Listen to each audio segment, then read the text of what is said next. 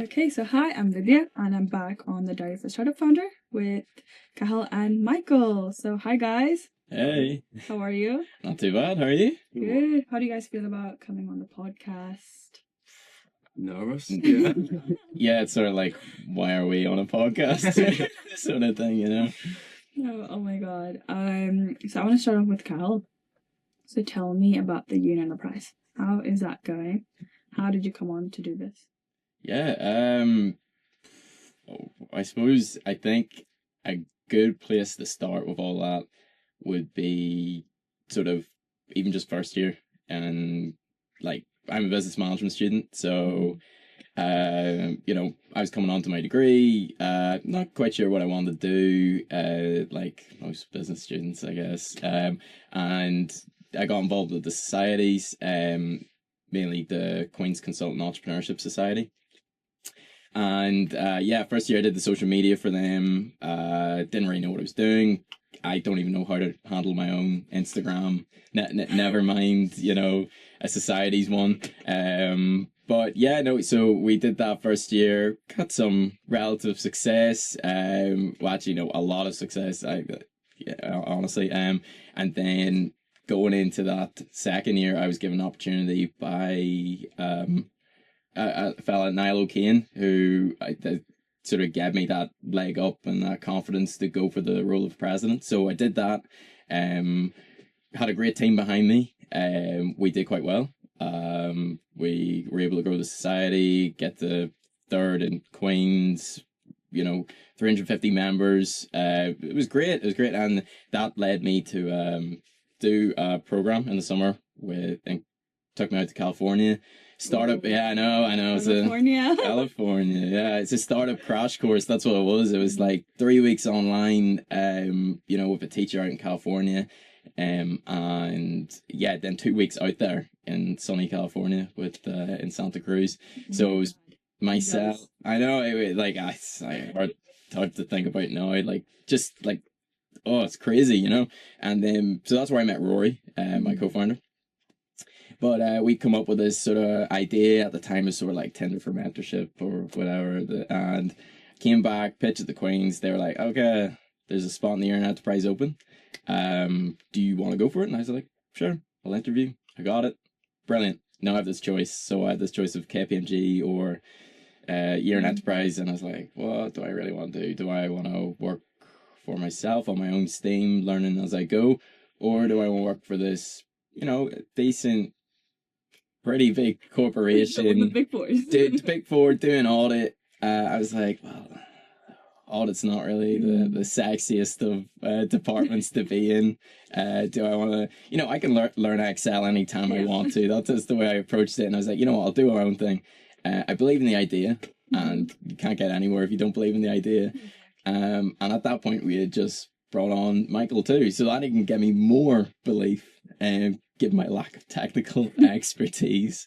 And yeah, I don't regret it. It's by being able to, so as I said, go on my own steam. I've been able to travel. I've been able to progress with the idea. That's not Tinder for mentorship anymore. Yeah. It's far from it. Well, I wouldn't say far from it, but it's been great. And I'm just sort of thankful that I was given that grace or that opportunity by the business school to do that. To the Yoon Enterprise. Yeah. For context, so the Yoon Enterprise is like you take a year out instead of working for a company, like as a traditional placement, you work for yourself. You build something, you make a prototype, or you start selling.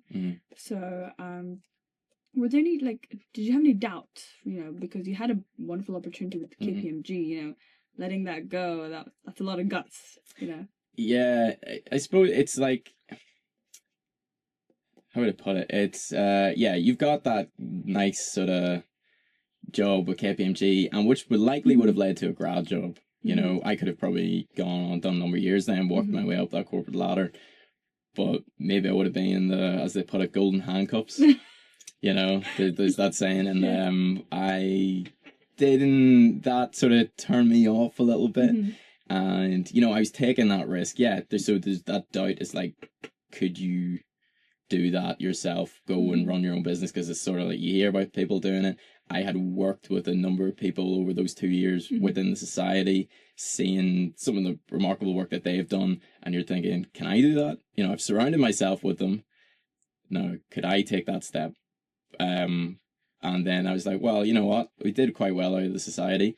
Why not give it a go? It was like running a micro business, and I did a lot of learning in that, and I took those learnings and that confidence from that into what I'm doing this year. So yeah, there's doubt, a lot of it, but I'm here. I've been able to do so much because of it, and I don't regret that decision at all. On a podcast, look at me. You know, KPMG wouldn't offer that, would they? That's crazy though. Like, you know, it takes a lot of confidence to do that, I suppose. You know. But Michael, you did like a traditional placement. Yes. So how was that? How was working with Rapid7? Yeah, it was amazing. It was actually a lot better than I expected, and I already had like high expectations, and it was just amazing. So basically, I'm doing half maths after computer science, and I had done my first and second year, and then some of my mates were applying to placements. And I thought, you know what, that sounds like a good idea. I'd done a bit of like a couple of days of experience at different places, and I thought placement's a really good thing. And I was thinking, I'd just go for the software engineering. There's not many like AI roles within like NI. Yeah. And even Dublin, like it's very hard to get an internship anywhere in AI, because they don't really trust interns with the AI stuff. So basically, then Rapid7, they had an AI position, and I thought that's fantastic. And I just tried really, really hard to get that position, and I finally got it. And then I thought, like, I went in and was like a bit nervous, like, what are we doing? Is this just going to be like some data cleaning? Am I going to be getting the coffee? You know, what am I going to be doing? And it turned into it was just fantastic. So the Rapid7 didn't have an AI department in Belfast at this stage. They were just like building it up. And they kind of built, like, I was at as an intern, and then they kept on adding more people, and they kept on pulling people from the Queen's CSIT Centre, which is their secure cybersecurity centre. And they basically, like, it was just amazing. The people I was working with, they all had PhDs. They all had a lot of experience. The data we had was amazing. Like, we had like millions and billions of entries, and it was all this. So Rapid7, they do like cybersecurity work, and they do building like detection models and stuff. And as an intern, because it was a brand new department, I was given the opportunity to build some like really amazing detection models, and I just had access that, you know, I really wasn't expecting to as an intern. I was able to build stuff that actually like worked in deployment, and it was just a really amazing experience. So sick. Yeah. So amazing. No, honestly, I was just blown away. And then directly after that, I did like a short 3-month internship at Queen's as well in academia. So I got both that like industry experience, and then I got like the academic experience, yeah. And obviously both are very, very different. Of course. But like you can learn from both of them, and you can like see what one's doing that the other one's not doing, and kind of merge the two together and get like a better output overall. And it's actually funny because whenever I was on the Queen's placement, Roy came along. So I knew Roy from school, and I actually knew Cathal before this from Tesco. Yeah, so we used to work together, and like, in fact, we're talking about mentorship. He was my mentor in Tesco. My first day on the job, stock control shift, he's the one who taught me, you know, how to be, you know, scan something with a laser. How to scan something with a laser, you know, how to do that thoroughly. And boy, did he teach me how to do it thoroughly. He taught me so well that, oh my God, I was maybe a bit of info dumping, yeah. Yeah, I think we took it a bit too far, maybe, but yeah, no. So I suppose I had that experience with Michael at Tesco. I suppose like two years probably. Yeah. And then Rory, you from school. Yeah, I was on like the school bus with him, like going back home every day. So like, it's funny, we all kind of knew each other, but we didn't all know that we knew each other. We're on the same area too, because he went to St. Coleman's and I went to the Abbey, so they're like the opposing boys' schools, you know. Opposing boys' school. Yeah, I know. Yeah, co-founders. I know. I really didn't think that, because I remember there was one thing when I was talking to Michael. I remember I had this like interest in coding and like getting into it. I didn't actually fulfill it. Well, technically I am fulfilling it right now, but with Michael, I remember going like, so Michael, like, you know, I know you're into this and stuff, so how would I do it? And I remember him just going and sending me reams and reams of text and what I should do and what I should not do and all this sort of stuff.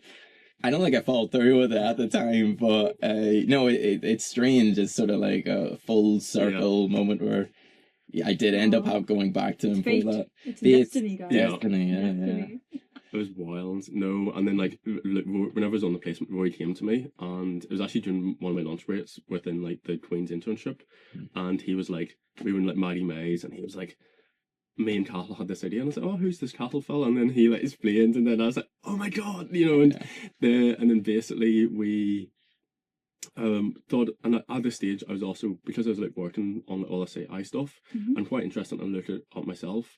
Like I had my own ideas. I was like, there's these, like, I was at this stage, it was like dating apps and stuff, and I was like, you know, there isn't really a way that like people can actually like make meaningful connections. It's just like pictures and stuff. But with LLMs and stuff, the technology getting to that maturity, you can do a lot more. And I just didn't really see that offering. And I thought I could do this idea, and had all these ideas, but like I'm very technical. I'm like, I can build this technically, but like I had no idea how to get to business. I had no idea anything like that.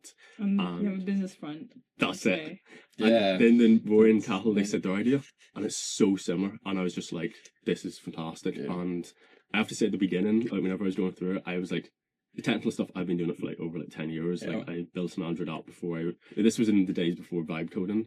I sound like ancient at this point, but I like made the... That day, you know, back in the day. No, honestly, you should have seen some of the stuff that Michael made before, and it deserves so much praise, because he did it from like nothing.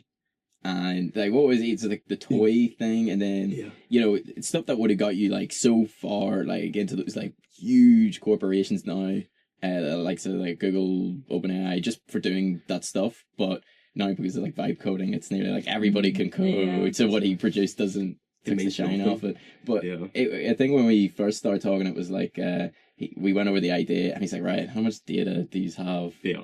And that was where we challenged Michael. We were like, Michael, we got a whole lot of nothing. We just got an idea and belief. That's all we've got. And we've got the network, right? And Michael's like, great. Okay, guys, let's have a go. We'll try.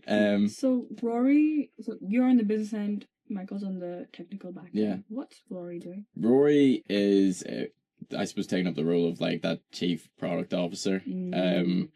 If you was thinking about California, like when we were out there, Rory always had like the better vision. If you know, like Rory always has like the wider vision. Not that I don't, but Rory sort of always had the better idea of what the product should look like. Because so there was that whole idea of I had lived the problem, because I'd done all that society work. I had, you know, I knew the students, I knew industry, I knew the university, whereas Rory had lived the solution. And at that point, the solution was mentorship. So he had been out with likes of Amazon with their legal team and been mentored out there. He'd done a number of the mentorship programs here in Queens. And he said, right, this is it. This is the solution. This is how this is where the connecting point is. So you always had a better idea on that end, and I'd fill in the gaps, and sort of allowed the idea to happen with the network that I had. If it was Cathal's got an extensive network, like it's like, you know, I know Cathal's network. But I know that you guys also pitched for TechStart, and I know Michael had to pitch as well. For that, did you pitch? Yeah. How was that? I like in Queens, I did a wee bit of debate society, so that kind of gave me a bit of prep. Practice. Yeah, no, the practice was very much, I ended up one of my debates going up against 2 finalists for the Irish Times debate competition, which is like the most prestigious one in the country, and basically I got absolutely destroyed by them, and it was like in front of like 70 people, and it was even like we were making it was like a technical debate. But I knew I was technically on the wrong side of it. I knew that like the thing I was arguing against was just impossible to argue for, and I got absolutely destroyed. But like I thought it was like a really good experience in terms that like every debate or anything after that, I've always gone like, well, these guys aren't like the all-Ireland finalists of the debate competition. Like I can't get destroyed as badly as I did in that one. And then there's like less pressure because you like, okay, I'm not destroying that competition thing or whatever. It actually wasn't competition, it was just like a friendly debate. Finally, you didn't get, alright, let's destroy it as a, you know. Yeah, they don't define like this was just like a friendly thing that were competing against me, but they were very good at it, and like I just never seen that like ability, and like I'll never be like that. But it's the sort of thing where like it's fine if you're not, like you can. And so that somehow calmed me down a wee bit, and I was like, I'd say, I mean, coming on to this, the whole thing, we had that first meeting or whatever. One of the things Michael said was, right, you do the speaking and I'll do the tech. And we're like, that's fine. I don't mind speaking. That's one of my strengths, maybe. I don't know, I'm putting that down. But when it comes to these pitches, a big part of them is team. Mm-hmm. And I remember talking to different investors, VCs, all of them, and they said they were going to buy into the team. I can't remember what the order was. They said it was like, but it's team, then there's idea, right? So they're going to buy into the team over the idea, 9 times out of 10. But and so he had to take that step up. And it's fine. I mean, we've all, like, if you're talking about what you're comfortable with, because Michael talk about the tech side of things, I talk about sort of the more businessy solution problem type sort of stuff. Then it's pretty natural when you're like, you are living it, like not pretty much every day. You've got some. I know myself, and I know Michael definitely. Every day there's some part of spark that's in us, if you know what I mean. In us is the wrong word, so but that's why like spark is important to you. You have that like personal connection to it. Like, I want to find a mentor for myself. Yeah, kind of. It's your baby, really. Yeah, well, I mean, it is, but true. But you can't get too caught up in that, because if you do, then there's a case of like you commit yourself to the idea so much. So if we really treat it like our baby, then we would not have given up on that idea of Tinder for mentorship. We wouldn't have, because you can like lose sight, and you don't listen to your customers, right? You don't listen to the people you want to build it for. And the whole idea is we've built this tool for people, like for the career services or the accelerator programs, or university graduates. It's the tools for them. It's not, it's for us. We want to listen to them. We build off what they say. That's it. Like the amount of like iteration, like the initial idea, like obviously like we both had like slightly different ideas at the beginning, but then now the final idea is like nothing like either of the two ideas. Like it's kept on merging, and like as we've like done more customer discovery, we've realized stuff. Like one thing in particular was we realized that like the amount of time that was being sunk into the actual matching element was so vast that we were like, and I knew from like my tech background that this is a problem that 2-3 years ago wasn't possible to do, but nowadays it is possible to do. And it was just the sort of thing where everybody hates that bit of the process. It takes up so much time, there's so much resources, and if we can just automate that one area, like there's so much value, and that can work for everyone. And that's kind of how we've like transitioned the business. Yeah, so I suppose we haven't even really we got so caught up in our own stories that we haven't even gone into the business itself. It's sort of like, so as I said, we gone in this Tinder for mentorship route. We've now moved off to matching infrastructure, and there's so many different areas where the core issue that kept cropping up was that scaling human connection was it's costly, it's slow, and it's manual. So and it's that matching process, like having to store in a larger scale program, mentoring program, say like 100 bios in your head, 100 different like applications, and then matching them off. Some cases it might take larger programs months, and that was the pain point that people wanted solved. So we listened. So we decided in that December, I remember we had this conversation. We were like, at the time it felt like really, how to put it? I don't know. It's like almost like you were getting nowhere, and we were like, we need to strip this entire thing back to what it actually is. What's the problem? Problem is matching. So, focus on that problem. Yeah, and so that Christmas period was just focusing on that problem. And money was put into that server. A good bit of money was put into the Ferraris of PCs, to be able to for Michael to be able to do those sort of do what he needed to do. I'm not gonna like say it because I know I'll butcher it, but yeah, so we stripped that back. And then the MVP was built and ready by January, and we were confident in the product that we had. And it's all based off what the customer said, not just our own wants and needs, you know. But yeah, no, the business is a matching infrastructure, and we provide high quality matches within minutes, not months.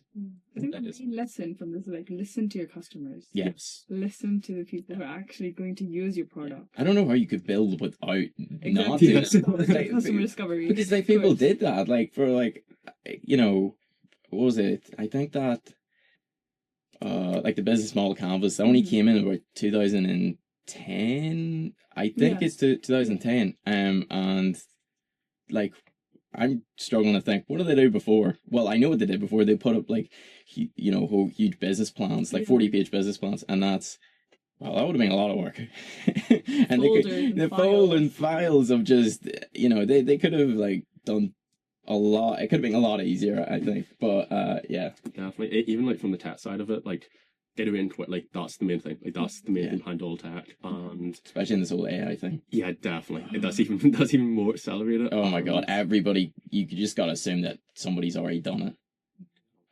Because if you don't do it quickly, then that's true. You're done. Now. Yeah.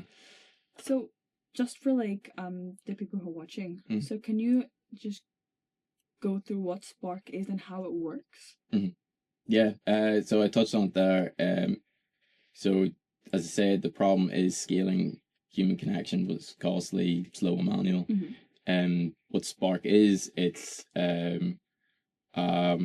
matching infrastructure that provides high quality matches within minutes.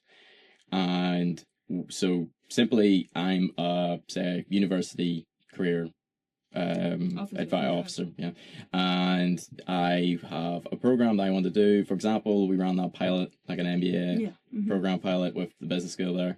They're the mentoring program, so they had 24 mentors and 21 mentees. We had stripped it of any personal information, whatever, because we don't need that.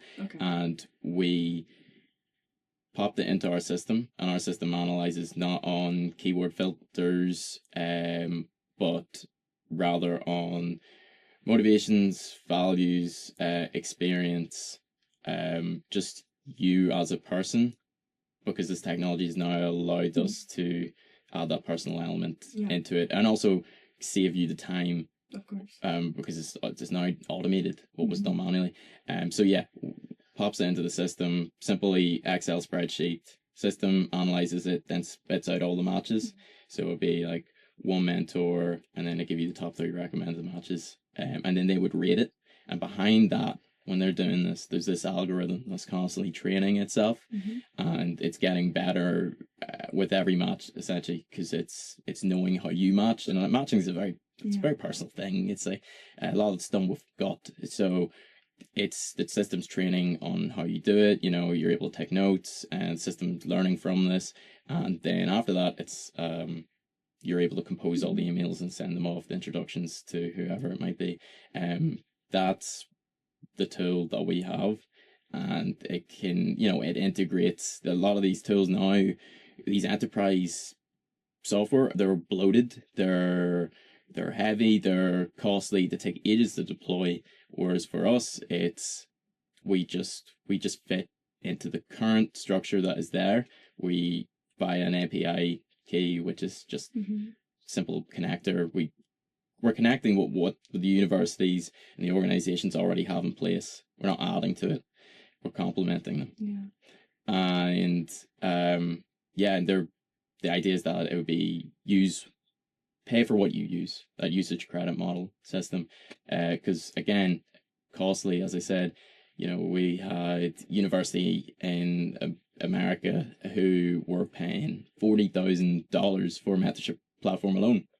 You know, it's like the amount of money that's being spent on these software, and it's like they're all these bells and whistles, and they're not actually getting the return, bang for buck, if you know what I mean. They're not, and we want to help solve that, especially, you know, a lot of universities don't have the money, and budgets being squeezed, and we're offering a very lightweight, cheap solution, to a very niche problem. Let's just say, yeah.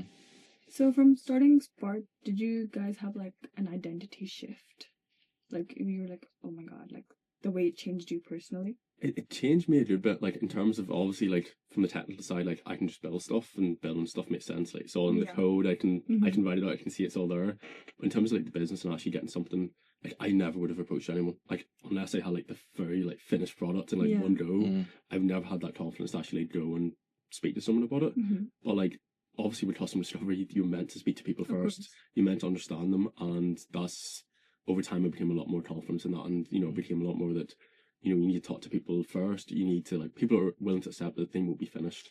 You give them like a prototype, you like go through it with them, and then you keep on building it with their help and with their advice. So like for me personally, that was the big shift that I would say. Yeah, and I've even like the change in shift with him, like as a whole, like honestly, it's been like kind of throughout. I remember saying it to him was like about. I know we talked about disagreements before, but it's only cropped in my head. If I was to actually pick out one not disagreement that we have, but it's like an evolution over time. Is that the idea Michael had was this has to be perfect. We can't give this to anybody. And we had to battle that. We had to say, no, come on, we just need to we just need to give something, and we just need to show it to them. And I suppose that took a little time. But it's because he didn't have you wouldn't have had the education that we got in the summer, because we got like a full lowdown crash course of do's and don'ts. Not to say that there wasn't a whole lot of learning after that, but and over time, like we're now all aligned on that. It's like it's building with the customer, and it's just producing anything, because you can iterate so easily. Well, I wouldn't say easily, but that's it. Yeah, you can. There's a will, there's a way normally. Definitely, and like even at the beginning, like because obviously like Rapid7, they have been running for like maybe 20 years. They have a lot of data they've gathered, and like I was expecting like billions of entries or whatever. But obviously, whenever you're releasing a startup, you can't start with a billion entries. It's catch 22. The whole thing of mentorship, especially with mentorship and those programs, the data is not kept well. They don't check up, for example, on the like the mentors and mentees. They don't go really and get that feedback, that good qualitative feedback, and then getting whatever they did have, it was getting access to that and convincing people that we're here to help and we're not here to steal your data, which is, You guys don't keep any sensitive information. No. Yeah, it's all just experience and sort of just little bios, really. We don't need names, we don't need dates of birth, we don't need emails. So if I were to come on to Spark and be like, yes, I need a mentor I do biochemistry, so I need someone who's in the pharmaceutical field. So you wouldn't have my name, I'll just be like a number. You'd be student N. 5, Student 5. It does, that's the way it goes. And then mentor 6 or something. Yeah. Exactly like that, yeah. It also removes a lot of bias. Like in the training set, like if like somebody called Michael is normally matched to someone called like Aaron or whatever, then it means that like the machine learning model might pick up on that bias. I mean, like as a machine learning engineer, my whole job is to prevent bias. And the best way to prevent them sort of biases is just to like remove that information.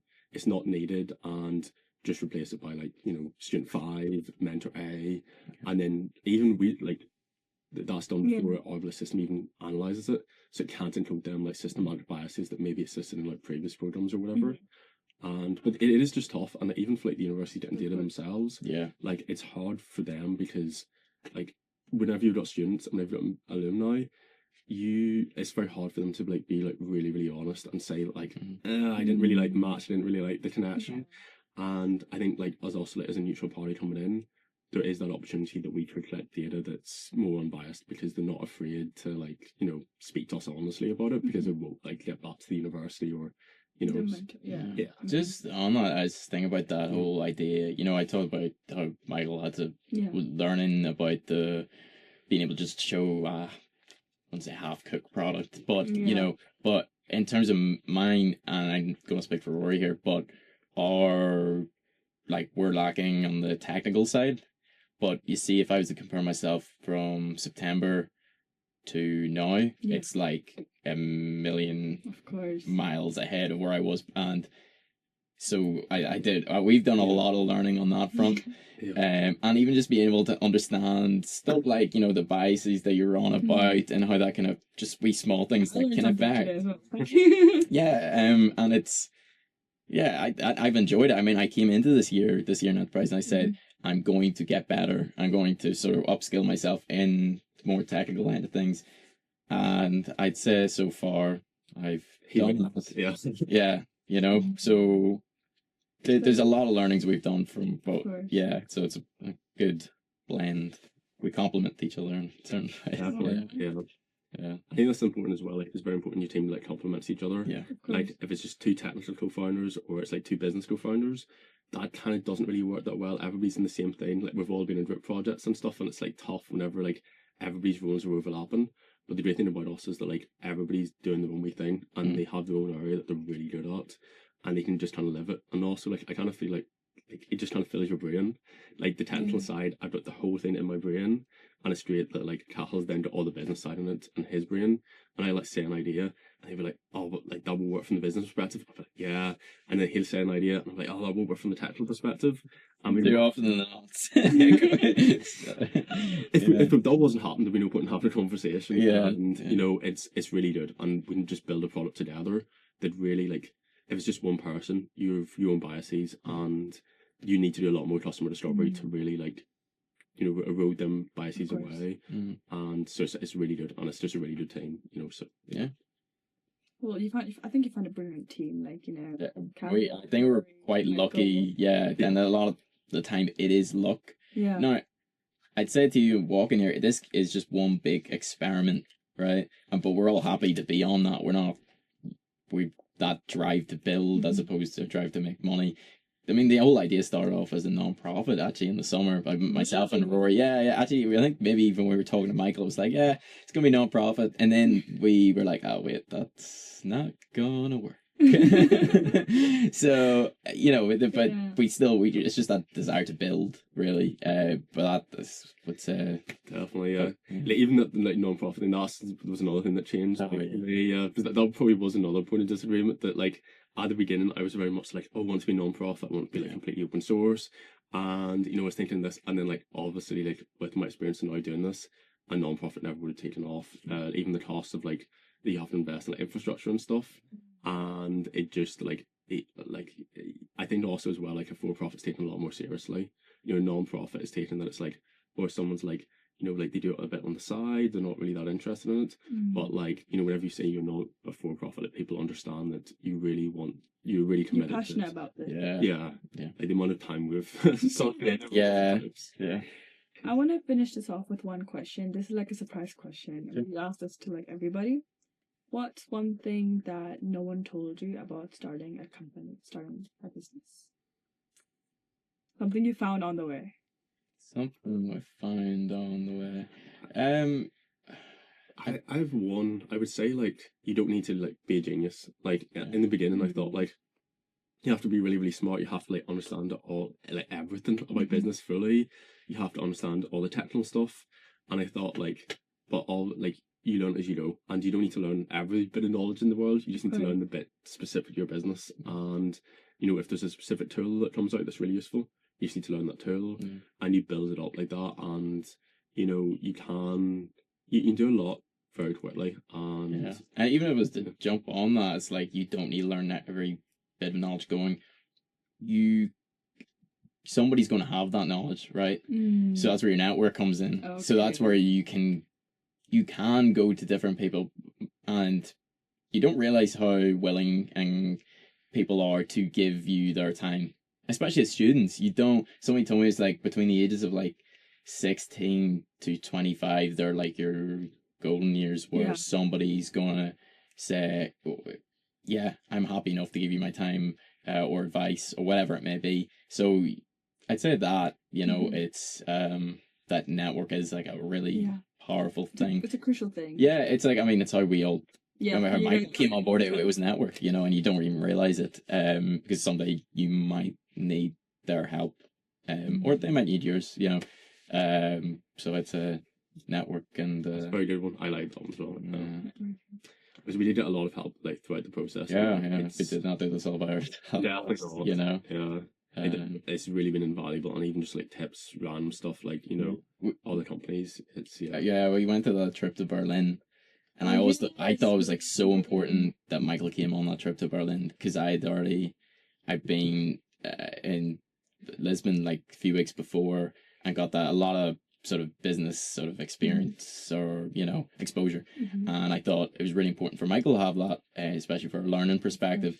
And, you know, it set us back a little bit time wise, it did, but it was, I think long term, it's done myself and him like so much more good to be able to like, because we were talking to like local businesses, you know, we were visiting different accelerators and stuff like that. And it's good to be in those environments. It's good to get out of the bubble. Out of your comfort zone. Out of your comfort zone. Yeah. You learn a lot. Yes. Yeah. So, yeah, that's. I wish I could. Honestly, I could talk here all day. I just realized there's so much more I want to say. But I just want to ask you something about the Web Summit. How was that? How did you get onto that? How did I get onto that? First, surreal experience. Second, I don't know how I got onto that. No, honestly, I remember, so I was up at the business school, and then one of the people at the business school had said to me, he's like, oh, you should go for that. It's like, so he saw this thing on LinkedIn, apply for Web Summit, you know, 25k scholarship. Yeah, I was like, I'm not good enough for that, but I'll go for it anyway. I have the experience, I suppose, to at least get me to the next stage. So the next stage was, I put in it the video, whatever it was, a little bit on myself. Then they were like, oh, come down to Dublin and do an interview. And I was like, sure, why not? Okay. And only, again, this was like my mentality was, I'm going to go there to meet new people. Because I don't know who I was going to meet. So go to the Web Summit office for a week later, individual interview, and I started waffling. Oh my god! I started like at one point it's like, what if you had unlimited money and time, what would you spend this on, like a business wise? You can't say your own. I was like, okay, no worries. And I'd said I'd spend it. I was thinking about my Apple notes, like all the notes I've wrote over the years, random business ideas. I came out with the worst one. It's like bespoke furniture. That's why I said I wanted to build bespoke furniture. If I have unlimited time and money, yeah, that's what I would do. Because I love building things. I even told them, I said, don't ask me any questions on that. You know, I told them. Don't ask me questions. So I was like, all right, okay, individual interview, man, okay. Let's.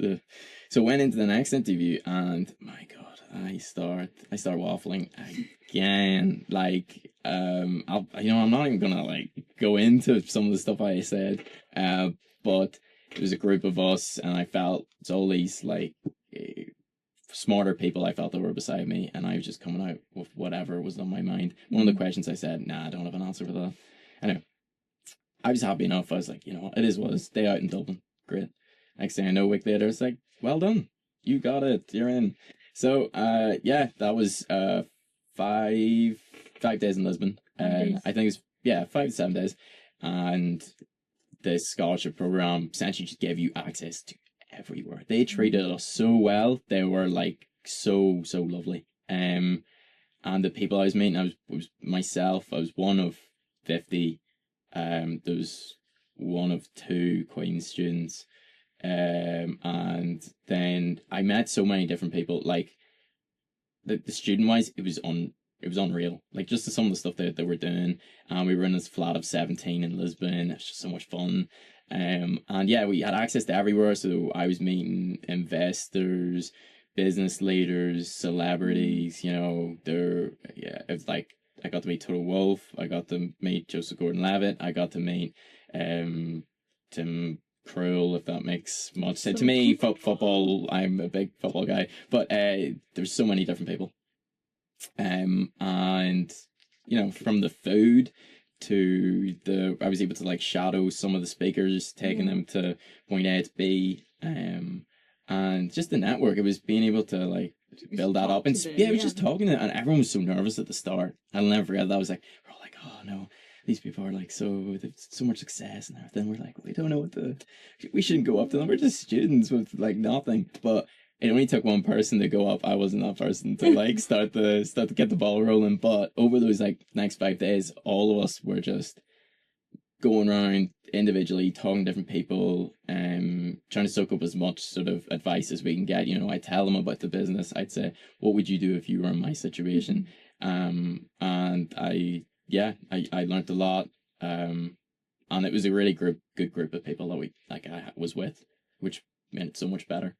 And yeah, big up Web Summit. That was an unreal experience. You don't realize the fact that if you just go and just talk to someone, they'll actually help you out. Like, Yeah. They're actually really nice. Yeah. Especially to students who are just like, I really need your help with XYZ. Yeah.